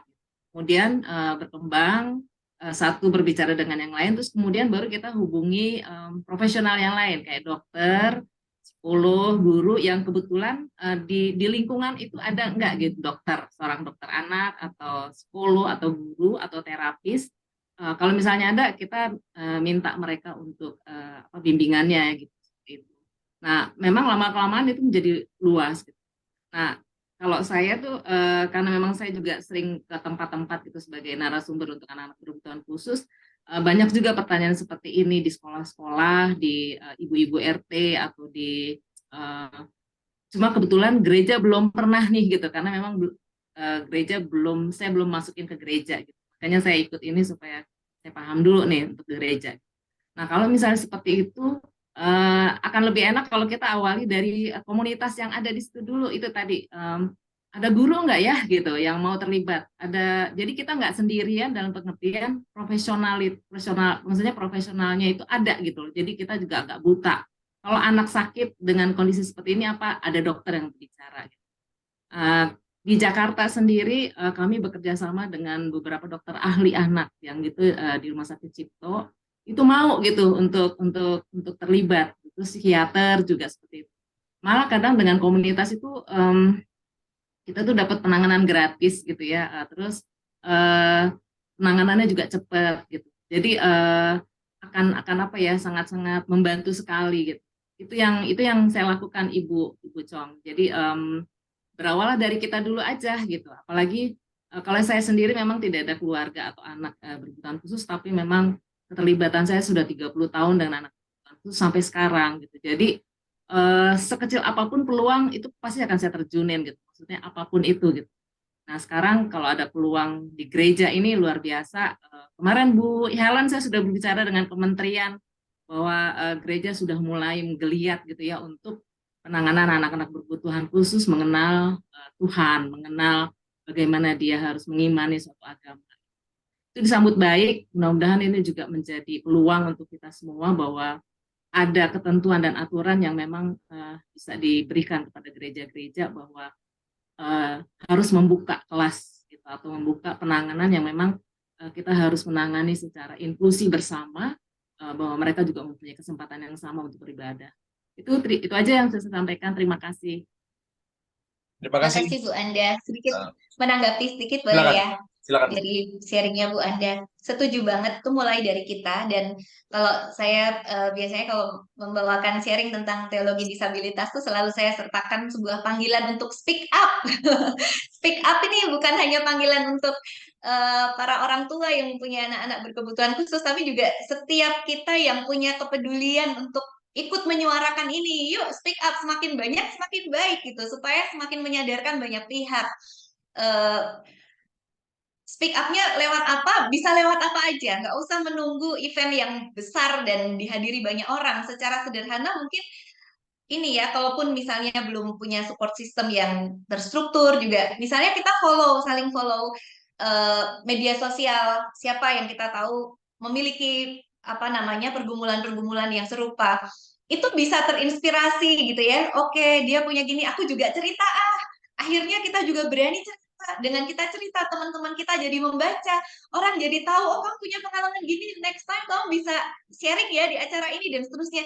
Jadi channel-channel kesaksian cerita kita itu bisa berkembang dan bisa tercipta tanpa kita duga, oh kok bisa aku punya kesempatan ini ya, kok bisa punya kesempatan ini, karena mulai dari diri kita sendiri yang mau speak up. Jadi apapun yang saat ini ada pada kita, seperti baseline tadi juga ya, apa yang kita bisa lakukan dengan apa yang ada, yuk lakukan itu dulu, supaya kita tidak hanya concern pada apa yang kita belum punya, tapi memaksimalkan apa yang ada sambil memikirkan mau diapakan lagi nih supaya menjadi lebih baik gitu ya. Dan ini yang minggu lalu saya cari-cari belum ketemu, akhirnya ketemu. Ini salah satu contoh alat peraga yang saya presentasikan juga. Coba ya, bisa share screen nggak ya? Kelihatan nggak Kak Hendra? Kelihatan nggak? Ini bukan PowerPoint soalnya. Kelihatan ya? Ini salah satu presentasi saya di ini ya, WCC Assembly tahun lalu, tentang bagaimana anak-anak dengan disabilitas juga bisa berdoa. Bagaimana mereka juga bisa bahkan memimpin doa, ya. Dan bahkan bukan hanya doa untuk dirinya sendiri, tapi juga waktu itu masih agak panas ya suasananya Rusia Ukraina itu, berdoa untuk bangsa lain, berdoa untuk perdamaian dunia dan seterusnya. Jadi membuat anak dengan disabilitas juga bisa speak up untuk diri mereka sendiri juga. Kita bisa memfasilitasi, misalnya dengan prayer picture seperti ini. Ini picture-nya yang bikin bukan saya sih, tapi saya memakai ini untuk menjadi salah satu alat peraga. Atau ketika kita menyediakan alat-alat bantu presentasi ya, alat-alat bantu presentasi yang sangat sederhana. Tadi yang mungkin saya sebutkan hands-on material itu termasuk kayak gini juga ya. Mereka bisa bercerita dengan sederhana, Tuhan Yesus mengasihi saya. Tuhan Yesus memaafkan saya, gitu kan. Tuhan Yesus memberkati saya. Jadi hal-hal yang sederhana yang kita bisa kasih ke anak-anak itu bukan sekedar kita lihat sebagai cara dia mengakses sekolah minggu kita loh, tapi juga ini adalah sebuah empowerment yang kita lakukan untuk mereka juga akhirnya bisa speak up untuk mereka sendiri. Bahwa mereka bisa, dan itu yang mungkin perlu support dari banyak pihak ya, termasuk Bu Anda tadi mengkaitkan dengan kementerian dan sebagainya.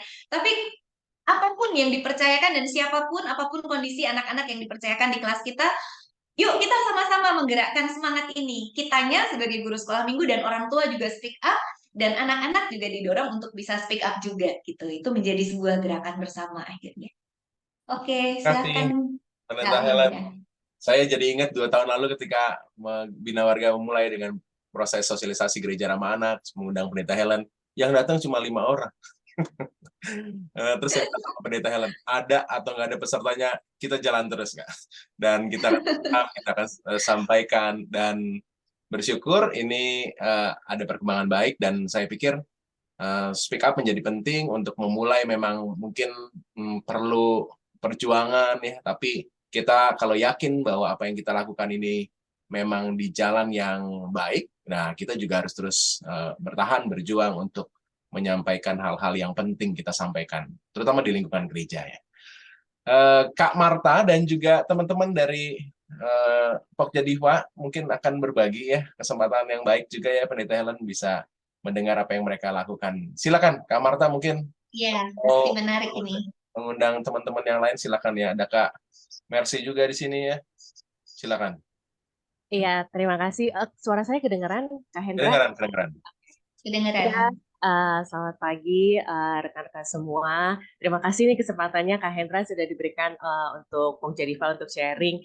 Jadi saya sih nggak sendiri, ada teman-teman dari Pokja Difabilitas Kayu Putih yang mengikuti webinar ini juga dari sesi pertama.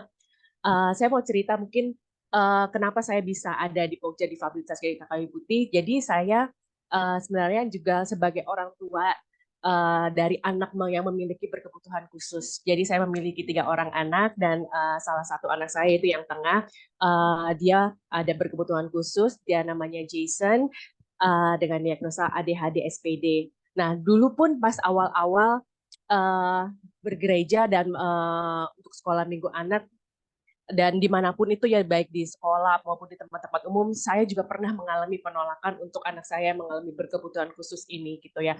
Tapi itu tidak membuat saya menyerah begitu aja untuk anak saya ini. Jadi dan di perjalanan ini pun ternyata Tuhan mempertemukan saya, dan saya bisa ikut ambil pelayanan dalam Pokja Difabilitas GKI Kayu Putih. Itu berangkat dari kerinduan saya bahwa kayak tadi Pendeta Helen bilang, kita harus speak up, dan kita juga harus bisa memberikan nih bagaimana kami sebagai orang tua yang memiliki anak-anak berkebutuhan khusus rindu sekali memiliki support system, dan kami rindu sekali bahwa anak-anak ini bisa diterima, bisa memiliki akses untuk mengenal Tuhan. Nah, disitulah Tuhan mempertemukan saya dengan Pokja Difabilitas Kayu Putih. Jadi Pokja Difabilitas Kayu Putih ini adalah sekolah minggu anak-anak berkebutuhan khusus yang memang kami belum lama, masih baby step ya, masih berproses, tapi Tuhan bekerja sangat luar biasa. pada saat ini kami melayani sekitar 17 anak yang terdaftar, 17 anak dengan berkebutuhan khusus dengan berbagai macam, jadi tidak spesifik gitu ya, spesifik dengan diagnosa apapun kami terima, dan juga rentang usianya juga mungkin berbeda-beda gitu ya, tapi ada yang usia 8 tahun, 10 tahun, ada juga yang udah 17 tahun gitu. Tapi kami melihat bahwa ini adalah berangkat dari kerinduan bagi orang tua yang memiliki anak berkebutuhan khusus. Mereka rindu untuk memiliki support system dan anak-anak ini bisa beribadah dan mengenal Tuhan. Jadi setiap minggu kami adakan sekolah minggu, lalu juga kami juga melibatkan anak-anak ini dalam proses ibadah. Pada saat berdoa kami melibatkan anak, lalu pada saat mereka persembahan kami juga libatkan, lalu juga pada saat kami melakukan ibadah ada visual-visual yang kami tampilkan supaya anak ini dapat lebih mengerti, dan juga ada proyek-proyek khusus yang kami melibatkan anak-anak ini, seperti misalnya pada saat Paskah kemarin ini kami mengambil konsep jalan salib. Mungkin awalnya kami berpikir bisa nggak ya jalan salib ini kita perkenalkan kepada anak-anak difabilitas, tapi ternyata bisa dalam arti kita sederhanakan, kita yakin bahwa anak-anak ini bisa mengerti, dan kami pun melibatkan mereka untuk ikut di dalamnya. Jadi drama ini kami persingkat supaya anak-anak ini bisa mengerti, dan anak-anak berkebutuhan khusus ini pun ikut di dalamnya sebagai bagian dalam drama ini. Ada yang menjadi Pontius Pilatus, ada yang menjadi murid Tuhan Yesus dan sebagainya, dan ini juga didukung oleh kakak-kakak pendamping yang sangat totalitas, yang sangat support, mendampingi anak-anak ini mulai dari persiapan sampai dengan eksekusinya. Jadi bukan sesuatu yang nggak mungkin sih ya. Mungkin kita melihat kadang-kadang ragu apakah anak ini bisa, apakah kita bisa juga sebagai kakak-kakak pendamping kita menghandle semua ini. Tapi dengan penyertaan Tuhan dan dengan campur tangan Tuhan, dan kita yakin bahwa kita bisa memberikan yang terbaik buat anak-anak ini. Itu sih kira-kira, dan kami juga ada support group. Jadi selain kami ada sekolah minggu, juga ada event-event khusus, dan di sini pun juga dari teman-teman Pokja Diva GKI Putih, support system kami.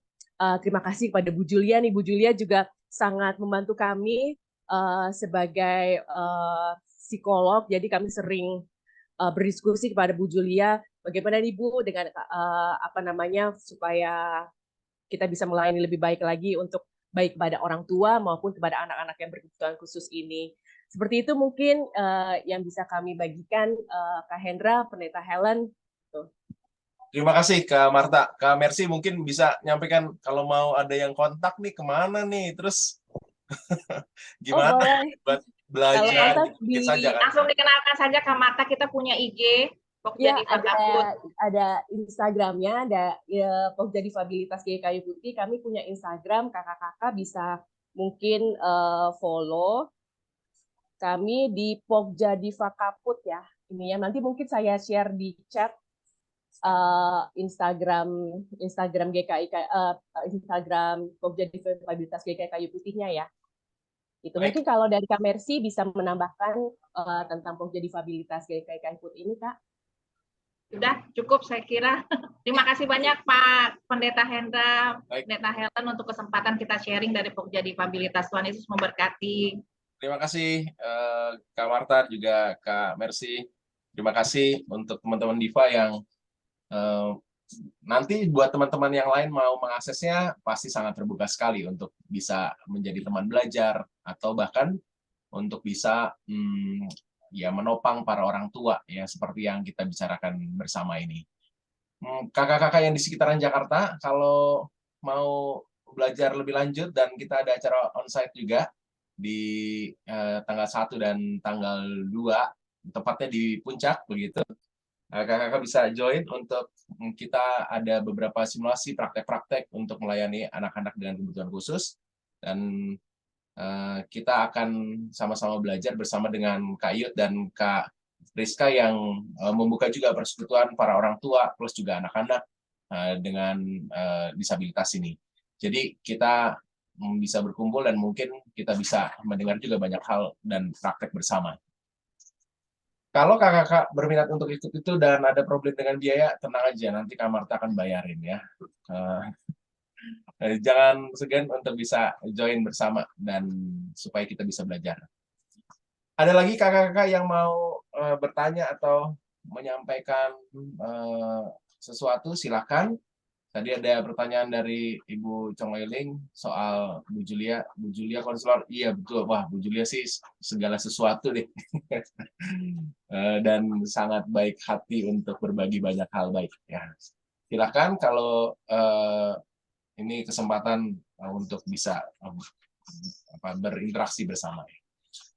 Saya berikan kesempatan untuk Bapak dan Ibu, kakak-kakak semua untuk bisa menuliskan hasil evaluasi dari acara ini. Ada link yang saya kirimkan di chat box supaya kami juga bisa mendapatkan masukan dari kakak-kakak untuk acara kita ini.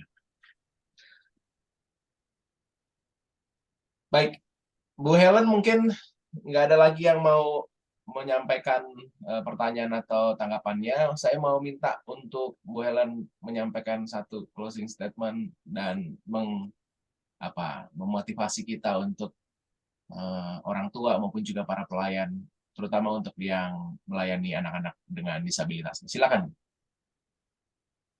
Oke, terima kasih Kak Hendra. Jadi tidak ada jarak jauh yang bisa kita tempuh kalau tidak kita mulai dengan langkah pertama ya. Biasanya itu yang paling sulit untuk kita memulai langkah yang pertama. Karena kita perlu menghadapi ketakutan-ketakutan diri kita sendiri juga di tengah segala ketidaktahuan apa yang akan terjadi di depan.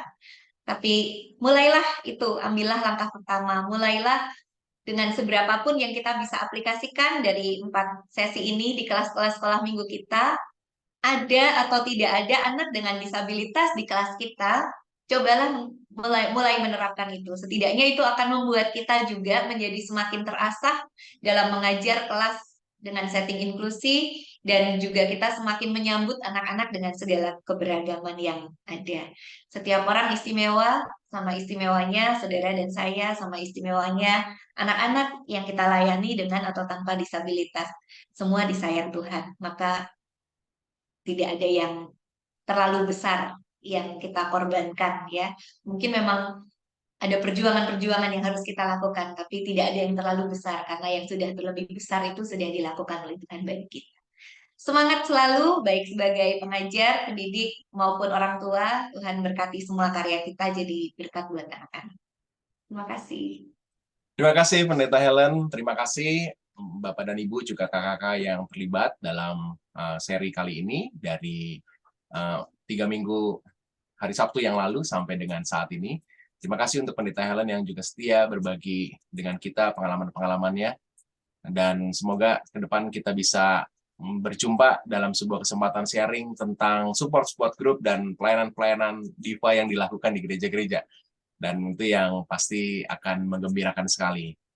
Saya sekali lagi mengundang kakak-kakak untuk bisa terlibat dalam beberapa aktivitas bersama untuk membangun gereja ramah anak bersama dengan Bina Warga untuk bisa membuat apa yang kita impikan, Indonesia layak anak itu bisa terwujud.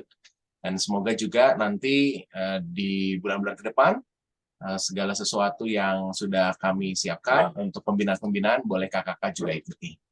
Saya akan menutup pertemuan ini dalam doa. Mari kita bersama-sama berdoa.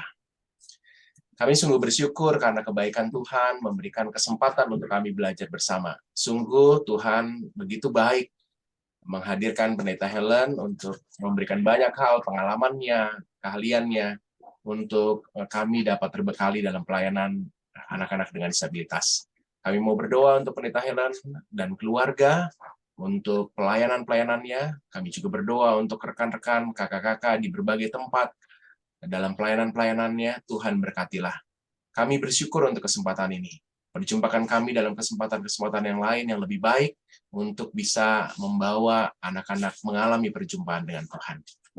Kami berterima kasih dalam Yesus Kristus. Terpujilah Engkau Bapa, Putra dan Roh Kudus. Amin. Sampai ketemu kakak semua. Tuhan Yesus berkati. Terima kasih semuanya. Bu Helen, Bina Warga, dan Ya, Bapak terima Ibu kasih semua. semuanya. Tuhan Tuhan berkati. pelayanan. Terima kasih Hendra, saya semuanya. bisa kirimkan materinya ya. Oke, Kak. Terima kasih Pak Hendra, terima kasih semua. Tuhan berkati. Oke, terima kasih semuanya. Terima kasih.